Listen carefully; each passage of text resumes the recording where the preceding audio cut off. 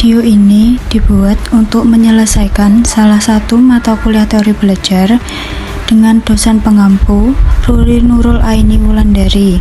Kami dari kelompok 1 terdiri dari 4 orang dan masing-masing bekerja sama dalam memenuhi tugas.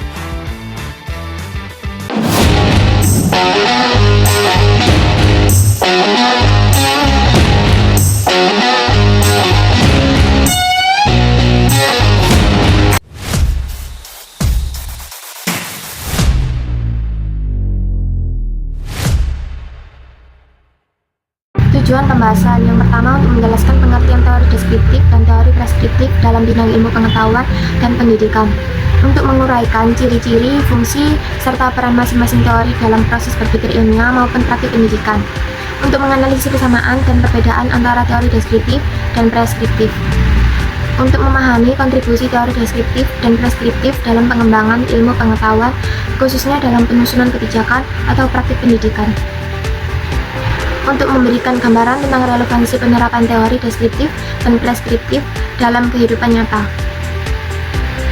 Pentingnya pemahaman teori. Peneliti, pendidik, dan pembuat kebijakan perlu memahami teori secara komprehensif. Pembahasan ini bertujuan tidak hanya teoritis, tetapi juga praktis dan relevan dengan kebutuhan pendidikan saat ini. Pengertian teori deskriptif adalah teori yang berfokus pada menggambarkan bagaimana proses belajar berlangsung, yakni menjelaskan hubungan antara kondisi, metode, dan hasil belajar yang nyata atau apa adanya. Teori preskriptif adalah teori yang memberi petunjuk atau arahan konkret tentang bagaimana sesuatu seharusnya dilakukan agar hasil belajar optimal dapat tercapai.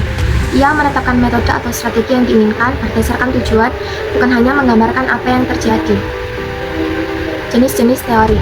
Teori deskriptif menjelaskan fenomena dengan menjawab apa yang terjadi atau bagaimana proses itu terjadi. Contohnya, proses bagaimana siswa memproses informasi atau faktor-faktor yang mempengaruhi motivasi belajar. Teori preskriptif bersifat normatif, memberikan arahan tentang apa yang seharusnya dilakukan untuk mencapai tujuan. Contohnya, menentukan strategi mengajar, memilih metode pembelajaran yang tepat. Contoh penerapan teori deskriptif dalam pembelajaran. Pengaruh lingkungan, menganalisis pencahayaan dan juga tata ruang terhadap konsentrasi belajar. Interaksi guru-siswa, meneliti pola komunikasi dalam diskusi kelas. Latar belakang keluarga, mengkaji pengaruhnya terhadap motivasi belajar. Penerapan teori preskriptif dalam pembelajaran, yaitu ada strategi pembelajaran, menentukan problem based learning untuk meningkatkan keterampilan berpikir kritis dan media pembelajaran, merancang media interaktif sesuai gaya belajar siswa. Kurikulum menyusun kurikulum integratif untuk kompetisi abad ke-21 kreatif kolaborasi. Yang selanjutnya ada kelebihan dan kelemahan di dalam teori deskriptif dan teori preskriptif. Yang pertama itu teori deskriptif, kelebihannya berbasis data, memperkuat pemahaman. Kelemahannya tidak memberi solusi langsung. Teori preskriptif, kelebihannya membantu dalam mengambil keputusan. Kelemahannya rentan tidak relevan jika tanpa dasar empiris. Selanjutnya ada terkaitan teori. Teori deskriptif dan preskriptif, keduanya teori saling melengkapi, bukan bertentangan. Tanpa teori deskriptif, teori preskriptif kehilangan dasar empiris. Tanpa teori preskriptif, teori deskriptif hanya menjelaskan tanpa memberi arahan praktis.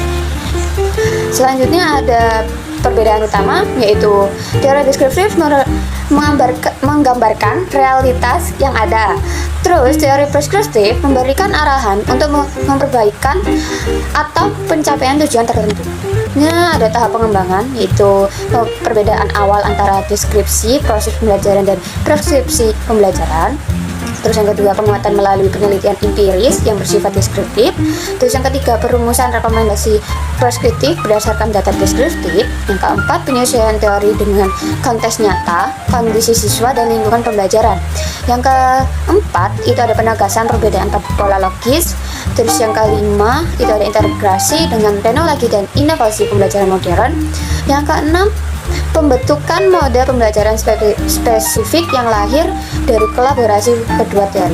Ada pengembangan teori di era temporer, yaitu integrasi teknologi dalam pembelajaran dengan teori deskriptif memetakan interaksi siswa dengan media digital.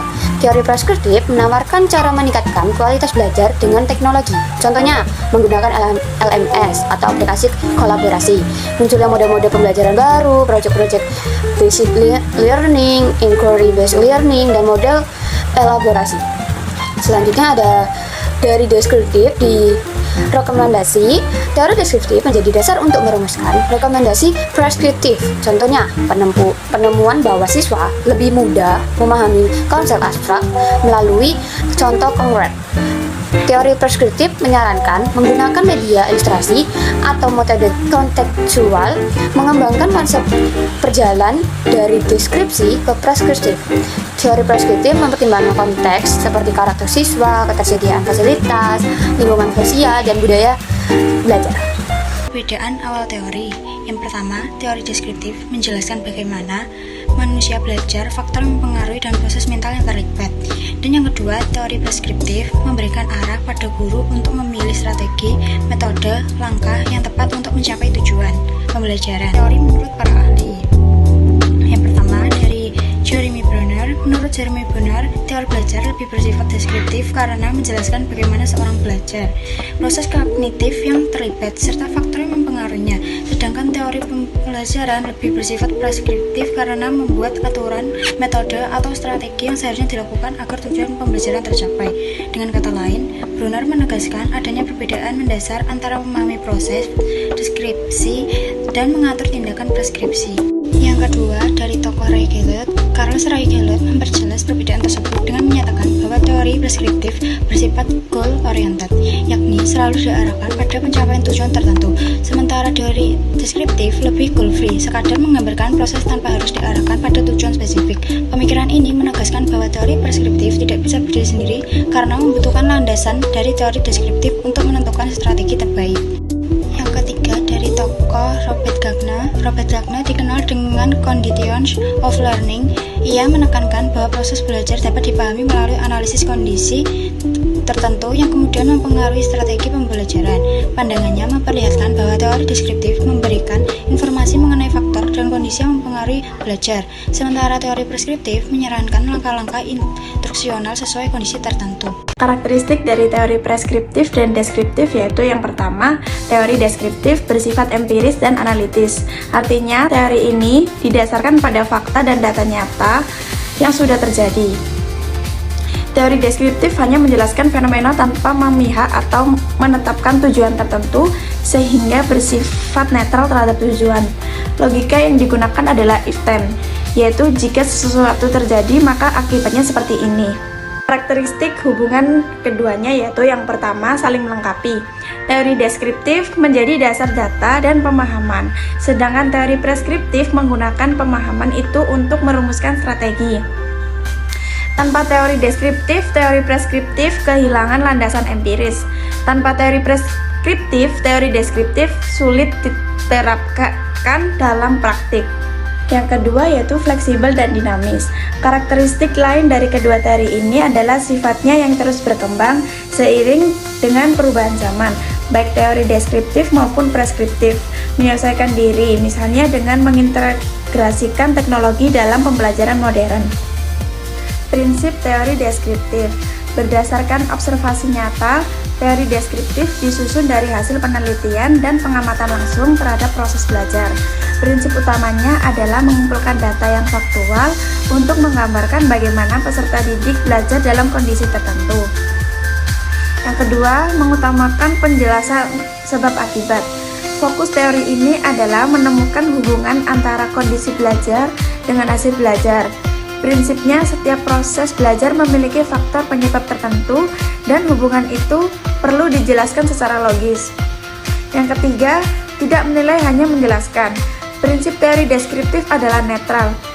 Ia tidak memihak pada benar atau salah dalam praktik belajar, tetapi tujuannya murni untuk memahami kenyataan tanpa intervensi normatif.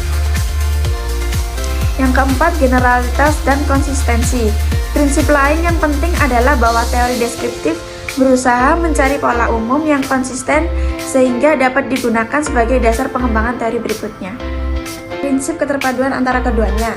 Yang pertama ada siklus timbal balik. Teori deskriptif menghasilkan pemahaman yang kemudian digunakan untuk menyusun preskripsi. Sebaliknya, penerapan teori preskriptif dalam praktik memberi data baru yang memperkaya teori deskriptif.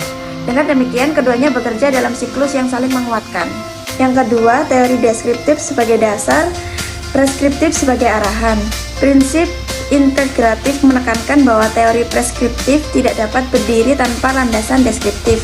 Data empiris yang dikumpulkan teori deskriptif menjadi bahan penting untuk merancang arahan dalam teori preskriptif. Saran, guru dan dosen sebaiknya mengkombinasi teori deskriptif dan preskriptif dalam perencanaan pembelajaran. Observasi nyata dari deskriptif dapat menjadi dasar untuk menyusun strategi preskriptif yang lebih tepat sasaran.